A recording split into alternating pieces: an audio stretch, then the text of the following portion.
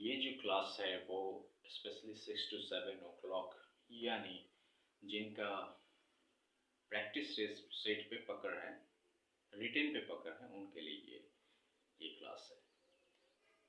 आप लोगों का क्लास बहुत जल्दी स्टार्ट होने वाला है कन्वर्सेशन का। और आपने देखा होगा कि किस तरह से जीएसएल के स्टूडेंट्स इंग्लिश बोलते हैं।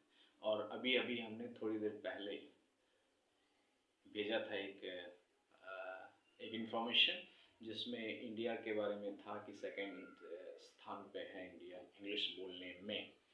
तो इस तरह से अगर हम बहुत सारी डिग्रीज ले भी लेते हैं, प्रोफेशनल डिग्री जैसे एमबीए, बीबीए, एमसीए या फिर ग्रेजुएशन, पीजी, पीएचडी वगैरह कर भी लेते हैं। क्यों करते हैं? क्योंकि हमें जॉब्स लेनी होती है और इतने सारे लोग अंग्रेजी बोलते हैं और आप नहीं बोल पाएंगे अगर, तो क्या आपको जॉब मिलेगी या उनको जॉब मिलेगी? उनको पहले प्रीफर किया जाएगा। तो इसीलिए बहुत सारे प्रोफेशनल डिग्री वाले स्टूडेंट्स जो हैं वो इधर उधर भटकते हैं। उनको एमबीए कर दिया, बीबीए कर लिया, एमसीए कर लिया, अच्छी जॉब्स नहीं मिलती। लोग कहते हैं इससे अच्छा तो गार्ड को सैलरी होती है 18,000 और 20,000 में। आजकल होता क्या है, इतनी सारी डिग्रियाँ, फादर ने 5-6 लाख रुपए इंजीनियरिंग करने के लिए भेजा और आपने किया भी प्राइवेट संस्थान से, या एमबीए किया या बीबीए किया या बीसीए किया। अधिकतर जॉब्स जो है वो एमएलसी कंपनीज ऑफर करती हैं। एमएलसी कंपनी जो मल्टीनेशनल कंपनीज होती हैं और वो हाई सैलरीज देती हैं डोमेस्टिक जो कंपनीज होती हैं उनके अपेक्षा। तो डोमेस्टिक कंपनीज में लोग जॉब करना नहीं चाहते क्योंकि 20-25 हज़ार उसमें सैलरी होती है। उससे होता क्या आज के समय में, पेरेंट्स भी सोचते हैं कि इससे इस लो सैलरीज में हमारे बच्चों का होगा क्या, हमने तो कुछ और ही ख्वाब देखा था। आपने भी यही सोचा होगा, है ना? तो इसलिए अधिकतर लोग अंग्रेजी जो है बोलना सीखते हैं, जो बहुत ज़रूरी है जॉब्स के लिए। आपने डिग्री प्राप्त कर लिया ये ज़रूरी नहीं है। आप तब तक एक अच्छे अर्नर नहीं बन सकते हैं जब तक आप अंग्रेजी नहीं लिखना और बोलना अच्छे से नहीं आता है। अच्छे से आना चाहिए, ये नहीं कि दिस डैट करके, जैसा आपने जीएसएल में देखा है। इस तरह की हमारे और अंग्रेजों में कोई फर्क ना हो। इसके लिए जॉब्स के लिए बहुत इम्पोर्टेंट है ये चीज़। अब इतने सारे परसेंटेज स्टूडेंट्स अंग्रेजी बोल रहे हैं, आप भी गए वहाँ, क्योंकि उनको एम्प्लॉयज़ ऐसे चाहिए जो out of across the country भी पीपल को कन्विंस कर सके, यानी उनके लिए वर्क कर सके। तो उनको ऐसे एम्प्लॉयज़ चाहिए होता है। बीबीए एमसीए करने के बाद भी एमटेक बीटेक के स्टूडेंट्स भी इधर उधर भटकते रहते क्योंकि उनको अंग्रेजी नहीं आती है अच्छे से, और आती भी है तो जैसे तैसे, तो वो जहाँ तहाँ सेटलमेंट हो जाते हैं और अपने लाइफ को लेके संघर्ष करते रहते हैं। तो यही समय है कि हम अंग्रेजी अच्छे से सीखें, है ना? और आपको तो एक अच्छा प्लेटफॉर्म मिला है जीएसएल के रूप में, जहाँ इंटरनेशनल फैकल्टीज़ भी आती रहती है ना? ऐसे अच्छे गाइडलाइंस मिले हैं, इतने अच्छे से समझाने वाले लोग मिले, फैकल्टीज़ हैं जीएसएल में। तो चलिए, आप लोग तो बहुत कुछ जानते ही हैं जीएसएल के बारे में और कि किस तरह की फैकल्टीज़ और किस तरह से जो एजुकेशन व्यवस्था है। तो उस पर ना बात करते हुए हम आगे बढ़ें 6 to 7 क्लास के लिए, क्योंकि ये क्लास है, इसलिए हम उसके लिए टू द पॉइंट बोलें कि अंग्रेजी आप आफ्टर आपके रिटन क्लास को ख़त्म होने के बाद हम किस तरह से अंग्रेजी बोलें। मतलब आप सीनियर स्टूडेंट्स को देखते हैं अंग्रेजी बोलते हुए, तो आप कैसे अंग्रेजी बोलें उनकी तरह। आप क्या करें इसके लिए?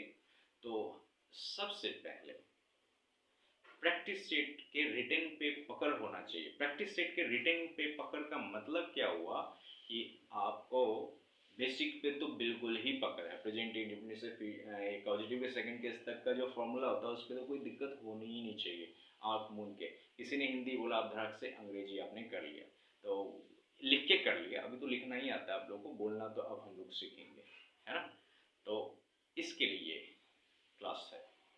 अब करें क्या? हम करवाते क्या है कि इतने अच्छे अंग्रेजी बोलने वाले हो जाते हैं। अंग्रेजों से जो आउट ऑफ कंट्री फैकल्टीज आती हैं यूके यूएसए से, उनसे भी डिस्कशन कर लेते हैं यहाँ के स्टूडेंट्स। हम करवाते क्या होंगे? तो स्टूडेंट्स को रिटन आने के बाद हम 3 फॉलो करवाते हैं। कहते हैं 3 फॉर्मूलाज। कौन कौन से 3 फॉर्मूलाज है ये? सबसे पहले स्टार्टिंग में सबसे पहले आपको अगर कोई क्वेश्चन पूछे और आंसर आपको देना, जैसे कि आंसर हो गया कि आप यहाँ, कोई पूछता है कि आप यहाँ कब आए हैं, तो ये तो प्रेजेंट, आप यहाँ कब आए हैं कौन से स्ट्रक्चर में होगा? या है, ये है प्रेजेंट परफेक्ट टेंस हो गया ना। तो और प्रेजेंट परफेक्ट का WH वर्ड है, तो ऑफकोर्स सामने वाला इंग्लिश ही बोलेगा, वो कहेगा when have you come here. ठीक है, तो when have you come here, ये आपको आ गया। अब आपको क्या करना है कि इसका जवाब देना है। आप यहाँ सपोज 4 बजे आए, तो आपके दिमाग में हिंदी है कि मैं यहाँ 4 बजे आया हूँ, है ना। तो ये जो मैं यहाँ 4 बजे आया हूँ, ये भी तो या हूँ प्रेजेंट परफेक्ट टेंस है ना। तो I have come here eight 4 o'clock, time से पहले एट प्रीपोजिशन है ना। तो सबसे पहले नंबर 1 जो फॉर्मूला है वो करना क्या है, हिंदी सोचना है आंसर का, कि हिंदी क्या होगा इस आंसर का। ठीक है, हिंदी होने के बाद जब हिंदी हो गया तो सेकंड नंबर उसको इंग्लिश में कन्वर्ट करना है। क्या करना है?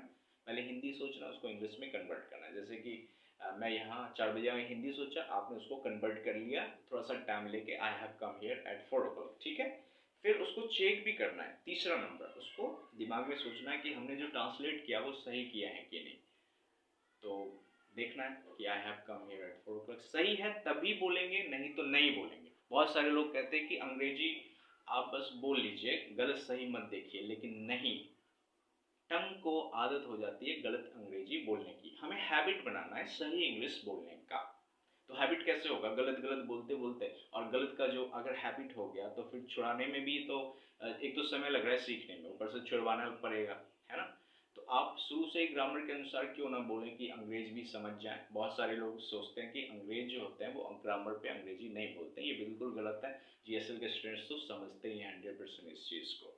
तो हम क्यों ना शुरू से ही 100% ग्रामर को ही फॉलो करते हुए अभ्यास करें, और ज़्यादा लंबा अभ्यास है भी नहीं। तो ये तीनों रूल्स फॉलो करवाते हैं स्टार्टिंग में, सारे स्टूडेंट्स कन्वर्सेशन के फॉलो करते हैं। ठीक है, उसके बाद क्या होता है? अब आप कहेंगे सर इसमें तो बहुत टाइम लग जाएगा। फिर वो पूछेगा कि आपने कब खाया है, व्हेन हैव यू ईटन, या last night when did you eat last night. तो when did you eat last night past indefinite का WH वर्ड है ना, गौर कीजिए। तो आप याद करेंगे मैंने रात में 10 बजे खाना खाया, तो ये भी तो पास्ट इंडेफिनिट में अफर्मेटिव हो गया। तो आपने हिंदी देखा कि मैंने 10 बजे खाना खाया, और इंग्लिश किया दूसरा I ate, subject plus V2 plus object पे, फिर उसको देखा कि सही है कि गलत है। आई एट एट 10 o'clock, है ना। आप कहेंगे सर इतने में तो बहुत समय लग जाएगा ना। तो बस स्टार्टिंग में 1 से 2 वीक तक, 1 वीक बहुत हो गए स्टूडेंट्स। उसके बाद अभ्यास करते करते, मतलब प्रैक्टिस करते करते, ये पहला जो रूल है वो हट जाता है, मतलब हिंदी सोचना बंद हो जाता है। देखा गया पिछले 10 सालों से हमने यही देखा। उसके बाद बस 2 ही रूल्स फॉलो करना होता, सोचना, ये कन्वर्ट करना, चेक करना, बोलना, कन्वर्ट करना, चेक करना, बोलना, 2 ही रूल। फिर अब प्रैक्टिस करते करते ये भी खत्म हो जाता है, बस चेक करना बोलना, चेक करना बोलना, चेक करना बोलना। फिर प्रैक्टिस करते करते ये भी खत्म हो जाता है, सीधे बोलते चले जाते हैं। जिस तरह से आप इंग्लिश बोल लेते हैं, हिंदी बोल लेते हैं, उसी तरह से आप इंग्लिश भी बोलेंगे, जैसे कि GSL में आप बाकी स्टूडेंट्स को देखते हैं। पता ही नहीं चलता कि कब हम इस प्लेटफॉर्म से उस प्लेटफॉर्म पे आ गए, है ना। तो आप लोगों को क्या करना चाहिए? सबसे पहले तो रिटेन जो हमने करवाया है वो उसमें बिल्कुल पकड़ होगा ही, 3-3 बार आपने लिखा ही होगा। और बाकी हम क्लास में देखेंगे, जो ऑनलाइन क्लासेस जो नेक्स्ट स्टार्ट होगा उसमें हम सारे स्टूडेंट्स साथ रहेंगे, और फिर हम बाकी ट्रिक्स उसमें बताएंगे किस तरह से करना है। इसको 100% तीनों रूल्स को फॉलो कीजिए। स्टार्टिंग में 3 रूल्स, फिर प्रैक्टिस करते करते ये खत्म, बस 2 रूल, फिर ये खत्म, फिर 1 रूल, फिर ये भी खत्म, फिर डायरेक्टली बोलते चले जाते हैं। इसके बाद क्या होगा? बहुत सारी बातें, voice and accent, intonation, UK के लोग कैसे फॉलो करते हैं, USA के कैसे फॉलो करते हैं। फिर आप जैसे टीवी में हॉलीवुड के लोग बोलते हैं, मूवीज़ की बात अगर करें, बहुत सारे स्टूडेंट्स आते हैं कहते सर बॉलीवुड। हमने कहा ये सब बहुत सिंपल है, बाद में हम होमवर्क ही देंगे आपको, मूवीज़ देखने हैं, इंग्लिश मूवीज़, है ना। उसके कल्चर में आपको घुसना होता है। मूवीज़ क्यों देखी जाती है, इस पर भी बहुत सारे डिस्कशंस हैं, जो कि साइकोज पे डिपेंड करता है ना, साइकोज को इफेक्ट करता है।